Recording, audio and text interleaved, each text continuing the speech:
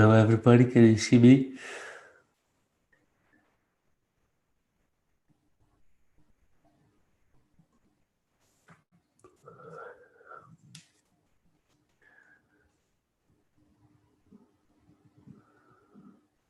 Hello everybody, can you see me? Okay, let me see, there's double dose. Okay. We are all in now. So if anybody have any question, please you know where to get and do chat and communicate so we actually can work together. So, hello everyone. Namaste. Does anybody have any question today? Is somebody coming through into the meeting? I think probably might be a Jojo. Let me let.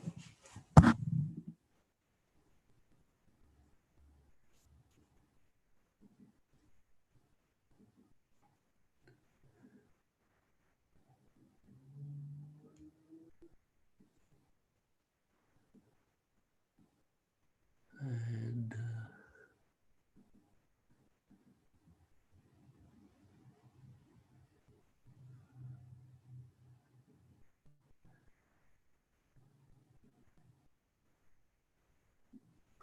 so everyone, please do make yourself comfortable as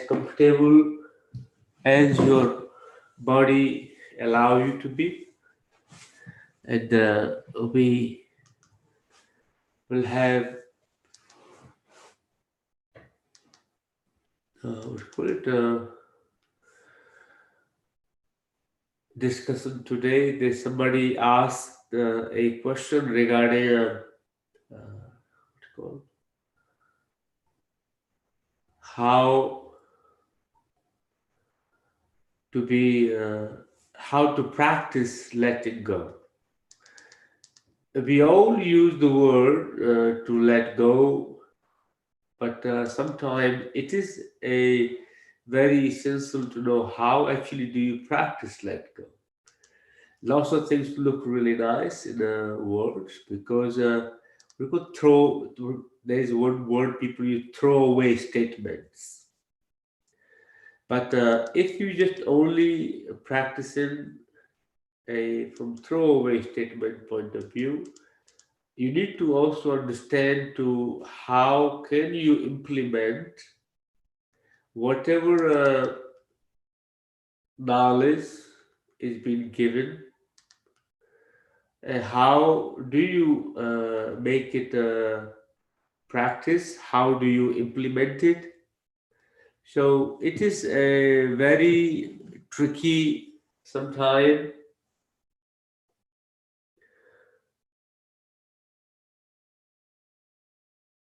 Most of the time in your life, where you want to forgive somebody, what you do, you send energy to back to somebody. You want to forgive them what horrendous or horrible things they might have done to you, or unpleasant things they might have done to you, or something very traumatizing, either mentally or that might have changed your life upside down. So, how do you practice forgiveness? The way, if you are practicing forgiveness, is forgiving the person who have done to you, not going to work. Forgive yourself, not the person who have done. When you stop identifying with the situation that had done to you or had happened to you, you're likely to forgive for good. As long as you try to forgive somebody, you're talking about the person, you're empowering more the person whoever done something to bad to you. So forgive yourself that you are in that situation and feel a bit more love towards you. You can actually create a better possibility. How do you practice letting go in the reality? You want to practice letting go of any emotion, any thought, or any memory, let's say. If your effort is towards to whatever you want to let go of, you put in too much effort to it, it's going to be difficult. Practice is self-acceptance regarding whatever the situation is you are trying to let it go of, and give a bit more love to you, because practicing a self-acceptance and the more love towards to you, towards to whatever situation that might be, you create a possibility of letting go. If you're practicing a letting go from forgiving the person, or letting go of the situation by doing offerings and all those things, it may create the outer surface decoration of letting go. It may create a outer surface of forgiveness. You might smile and laugh, feel very good about yourself and pride, but deep down you will still have resentment. Deep down you will still have lack of the what do you call it, a very fragile point in your existence that can anytime will make yourself uncomfortable. So if you want to heal properly, and if you want to practice letting go, forgiveness, try to give more love to yourself. Practice is self-acceptance. Forgive yourself. There is nobody else to forgive other than yourself. There is nobody else to forgive other than yourself, because there is nobody else. When you give forgiven to yourself, you create a awareness or tenderness inside you. You create a softness inside you, and that one will create a foundation to heal. You cannot forgive anyone else other than yourself. Person who suffered the most in that situation was you, but you spending all your energy forgiving somebody else. So when you practicing forgiveness, forgive yourself that you are in that situation at that time. Practice a self-acceptance and give a bit more love toward you, and that will create a foundation for letting go.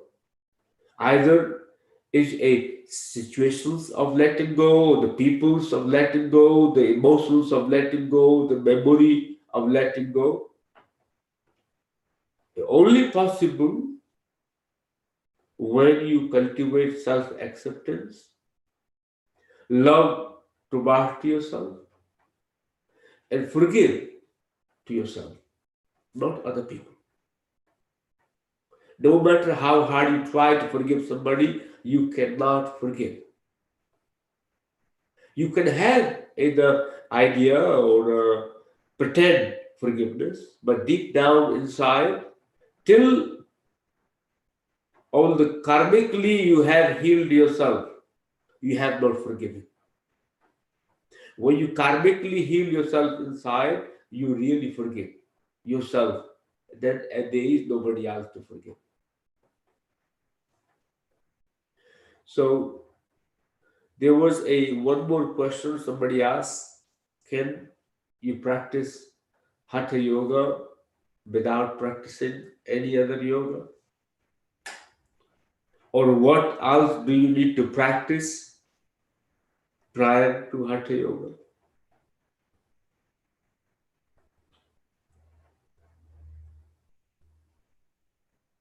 Important part of Hatha Yoga is start cleaning your mind, your thinking. Drop the aggression, drop the force, start developing the body awareness, the movement awareness,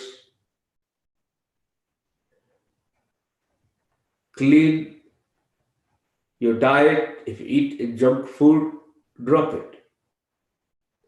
If you have alasya, which is the laziness or lethargic nature, you can work parallel to practicing Hatha Yoga. I know lots of Hatha yogis. They sleep, practice little bit of yoga, and they just love to sleep day in, day out. Either influence of chilam or body tiredness because they have exhausted their body by doing some strenuous yoga exercises. Remember, asanas or practice of yoga should not make you feel tired. Remember, I'm repeating again. Practice of yogasana, practice of pranayama, practice of meditation should not make you feel tired. If you feel tired from those practices, there is something wrong in your practice. Either the way you are doing, the method is wrong, or your mental approach to the practice is wrong. So, what you need to do, find a teacher who's vibrant, full of energy,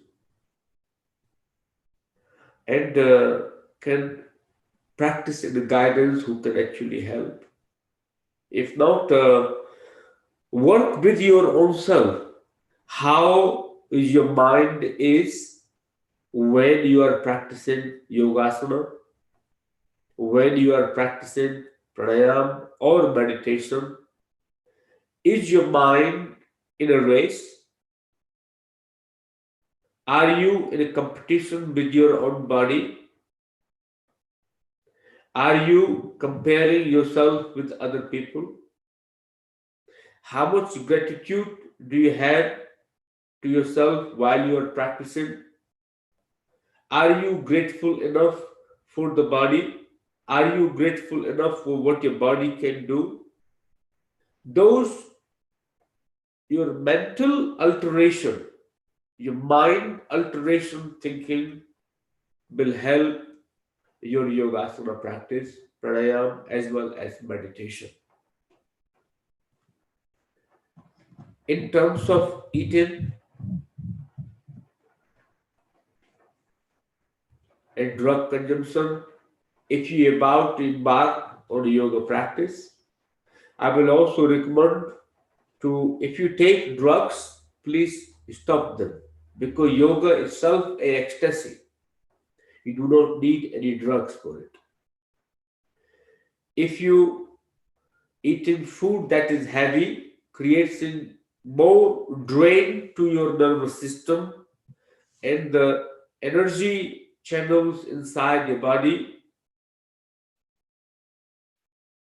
is like you cleaning something and you bury it same part whatever you have cleaned it back again.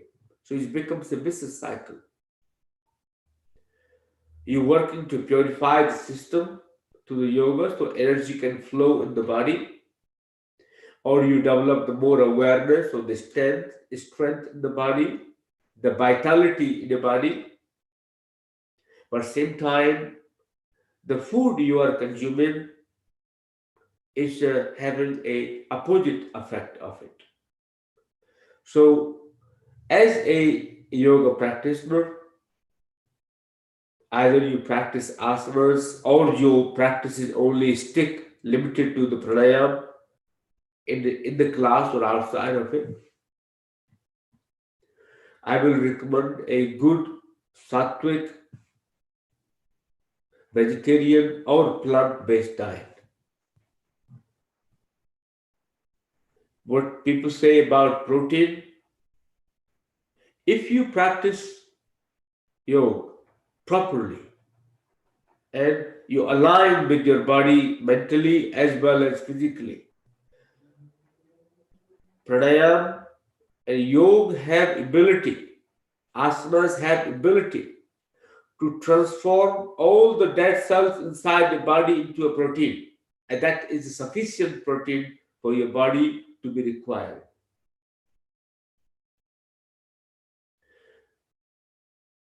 Or I have not eaten any meat in my life. Oh, I'm pretty strong from health wise. I don't have a giant, maybe the excess amount of muscle that becomes hindrance in my own yoga practice. I have no ligament issues. I have no arthritis issues. That's base. By grace of divine energy inside.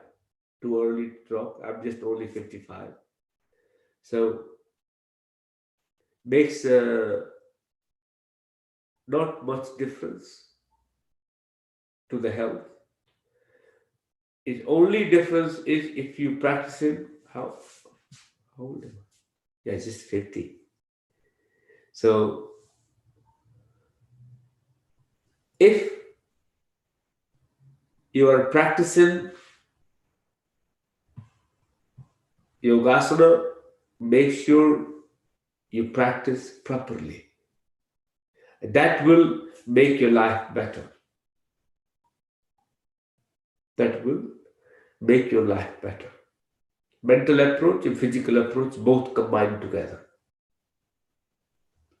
What else you can practice prior to Hatha Yoga? If it takes alcohol, stop it. Start taking more water. When you talk about liquid, people replace it with infused water or coffee or green tea. Water. To clean your nervous system is very important. Digestive system is very important. They both aids to your respiratory system and in your muscular system when you're practicing asanas. Remember, when you start practicing asana, there is nobody else other than you. Even your teacher is like a cosmic vibration who's guiding you, but teacher is not there either. Sometimes when you go to practice, you compete with the teacher. Problem. You compete with other participants in your class is a problem. Competition, you can never compete with anyone else. Whatever you are competing, actually you are competing with yourself. When you compete with yourself, you give a very different message to yourself, your mind. You lose your peace. You create a foundation yourself for not to be in a peaceful state.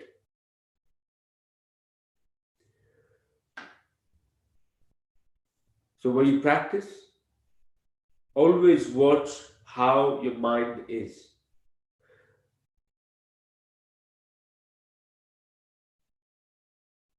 Mental purification or mind purification as well as body purification, both of them need to be done parallel, not one after the other. They both goes parallel if you want to progress in the path of yoga. If you want to progress on the path of spirituality.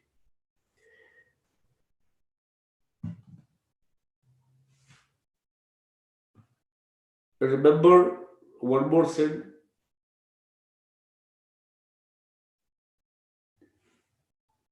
when you practice, try not to lie to yourself.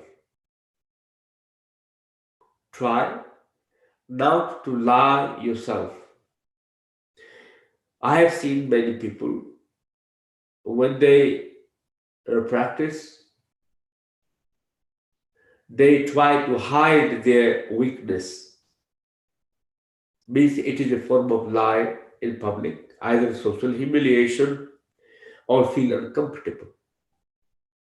Lying to yourself, self-convincing or privacy is also can be very dangerous, especially when you're practicing yoga.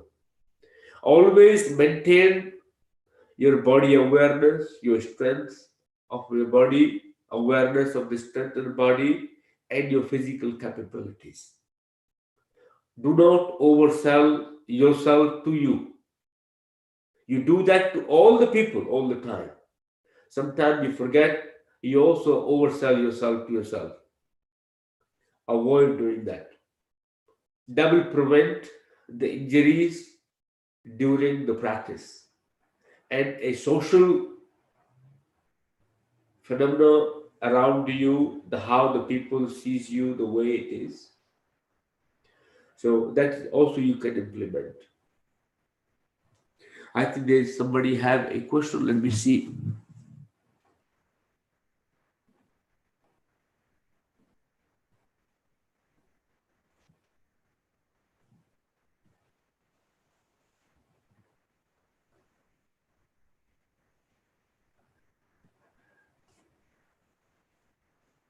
Namaste Yogi. You mentioned practicing self-love.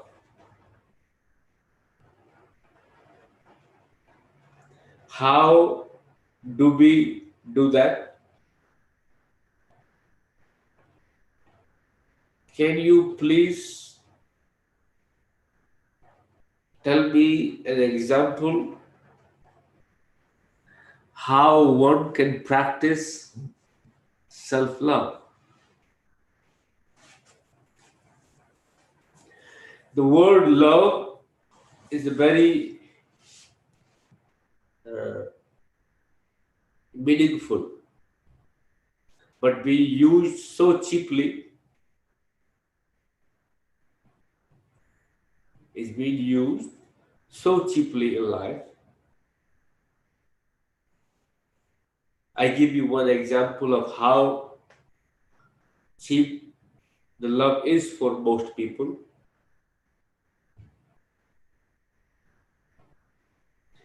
I give you example. Imagine you met a person, either a girl or a boy, or male or female. You have met half hour, 2 hour, maybe a month or two. You tell them, I love you, I will love you forever. You have no idea you are going to live forever, but you have promised that you will love forever. Whatever you make any statement, must think, must observe what actually you are saying. You have no idea where you're going to walk out of the restaurant to where you're going to walk out. You might end up fighting, but where is the love is gone.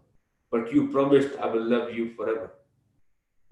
So sometimes chemical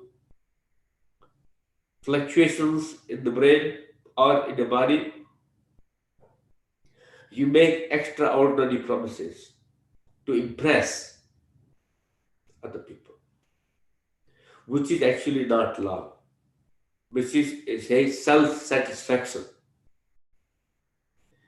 Either at that time you're looking for self-satisfaction to your senses, or something you would like to gain, either the trust or the person itself or the person's senses.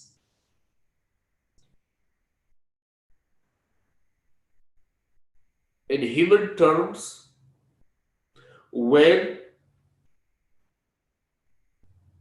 your love is objectified, it is subject to your senses, to give you a pleasure. That comes to the quality of lust, not love. Because you are lusting something through your senses. We only know one lust word, which is either sexuality, but the lust can be, which is a calm. In Sanskrit, one word we have calm, desire. That is the lust. So you are lusting your eyes to see something beautiful, either indulging with the food that can give pleasure to your ears or to any other sense in your body.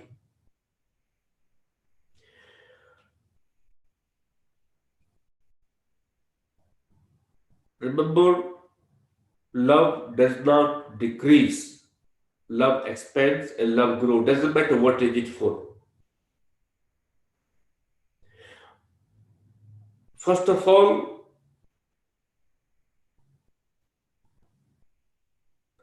when you sit down quietly for a 10 minute every day, just 10 minutes every day, just no judgment to your face. Practice that. That is self love. One simple example of it. You sit quietly, eyes closed, and look at your face, but no judgment. Even in a mirror. What you do when you look at your face, you start looking mistakes in your face. You start looking your wrinkles. You start looking the lines on your forehead. You start looking the makeup. You start looking your skin tone. There's something patchwork need to be done. You get concerned about your Botox. You get concerned about your white hair. You start looking your nose, your lips, your cheeks, how great you are, how beautiful you are, how handsome you are. You start looking at your ears, or either you look for the goodness or ugliness. There is something you are looking for it. Majority of the time, you look for negativity in your own self. What you can do, a simple practice. 10 minutes or 20 minutes, look at your face, but no judgment to it. Self adoration. People will think, Yogi, already people are crazy about self obsessed. You're teaching them against self obsession to look themselves in the mirror. Actually, people are not engaged with themselves. They have no self obsession. That is a false statement. People don't really love themselves. They make themselves suffer. They feel good about it. They love the idea of loving, but not the reality of it. So, if that is the case, how many times the same person have made the same mistake? Once get hurt, say, I will never do that again. You wait 2 months, 3 months, 4 months, you do the same thing again. Then you get hurt, say, I will never do that again. It's just so painful. Wait 6 months, 1 year, 2 years, might be take a bit more longer. You do the same thing again. So, first stage of self-love, self-observation is there. Self-observation is there. Self-acceptance is there. But not the self-judgment. Not the self-criticism. Once you stop the self-judgment and self-criticism to your own self, you will drop the criticism of other people, you will drop the judgment of other people, you will drop the negativity towards to other people. You are negative towards your own self, your criticism towards your own self, you judge yourself 24/7, and that would reflect it outside all the time. That your mind is operating only from those frequencies. So, how or what the self-love is?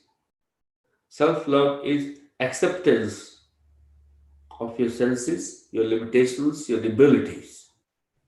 Not feeling sorry for yourself, not suppressing your sensations, but feeling them, but not feeding them. Again, because you're doing it with a self acceptance. Somebody asked me the same question back again as well.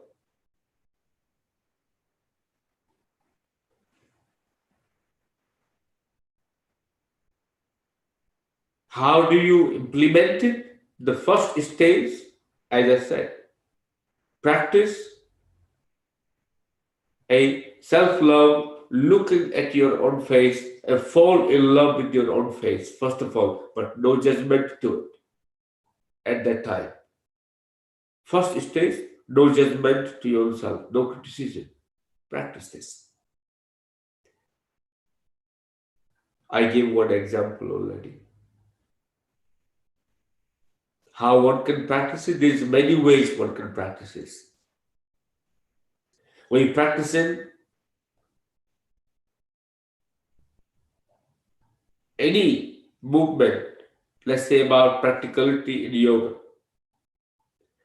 in your mind, again, practicing no self criticism, no competition, no comparison, self acceptance, self gratitude to your body, self gratitude to your ability, but not finding a reasons the why can't you do it. Your mind also goes negative ways.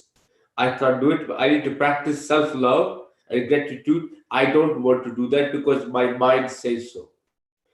You must utilize your senses to the maximum capacity for karma of others, but don't let your senses to be lazy. Don't let your senses to manipulate you to make you lethargic or lazy. To self-indulgence of laziness should not be there either. Love is not lazy. Remember, is vibrant, growing, multiplication, constantly expanding, not limiting you, but is expanding you. So, in asana practice, same thing. Meditation, same. Not to judge your thoughts, but accept them as they happen. You're practicing self-love. Asana practice, not competing, not fighting with the body, not looking for it. I'm not good enough in this posture. Who cares? As long as you can do it, develop, talk with the body. I'm grateful that what you can do, and see what else you can do. But no negativity. That does not mean you stop progressing. There's progress is there. Your approach need to change to progress. If your aggression, negativity, the way you see yourself is judgment towards progress, and that becomes a hindrance for you. You should live 24/7 in a state of love in your own head. That living beauty is inside you, but yet you always look for beauty all around and outside. Your existence, your very existence is a miracle, but you look for miracles outside. Where is the love in it? So, easiest way to practice. There's many techniques, but I gave one example of one technique. I give the other examples during any activity, that not just only to the asana or meditation. You are cutting a grass, or you are walking in the street. Don't stamp your feet. Watch them, how you walk. You hold your body in a grace. That can be very beautiful. Anybody else sees that you are vibrant, loving, and very graceful. It expands the love. Other people feel automatically happy in your presence. But if you are stamping the feet on the ground, walking like a foul face, I'm pretty sure nobody like to see it. Nobody will be very happy. We're not going to make anyone happy around you. So you are becoming a walking, living misery, not living love. So, how do you hold yourself? How do you feel in your body? How do your energy vibrate around your body? Is actually sharing the love. So, self observation is very important. How do you feel inside the body is very important. But don't do it fake one. Remember, don't do it fake one. On that note, namaste, pranam everyone. That is enough for today. If you have any question, please drop in the chat or anytime when you like to. Next week we are talking about Tantra, so prepare. Might continue for maybe a 2 week topic. We'll see. Thank you.